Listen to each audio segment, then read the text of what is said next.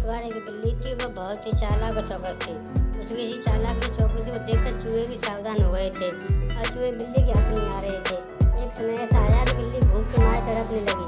एक भी चूहा उसके हाथ नहीं आता था, क्योंकि वो उसकी आवाज़ सुनते ही सब अपने बिल में छुप जाते थे। भूख से बचने के लिए बिल्ली योजना बनाने लगी। तभी उसके दिमाग में कुछ आया और वो एक टेबल पर उल्टी लेट गई। उसने सभी चूहों को यह सोचने पर मजबूर कर दिया कि वो मर चुकी है। सारे चूहे बिल्ली को ऐसा लेटा हुआ अपने बिल से ही देख रहे थे। उन्हें पता था कि बिल्ली बहुत चालाक थे, इसीलिए उनमें से कोई भी चूहा अपने बिल से बाहर नहीं आया। लेकिन बिल्ली भी हार मानने वालों में से नहीं थी। वो बहुत देर तक उसी टेबल पर उल्टी लेटी रही। धीरे धीरे चूहों को लगने लगा कि बिल्ली मर चुकी है।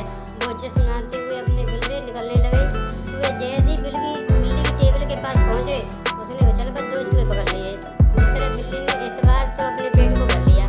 चूहे और भी ज़्यादा सतर्क हो गए। 2 चूहे खाने के बाद बिल्ली दोबारा भूख से तड़पने लगी, क्योंकि चूहे अब भी बिल्कुल भी लापरवाही नहीं बरतना चाहते थे। इस बार पेट भरने के लिए एक बार फिर बिल्ली को योजना बनानी थी, लेकिन इस बार छोटी योजना काम नहीं आने वाली थी। इसीलिए बिल्ली ने अब खुद को पूरे आटे से ढक लिया।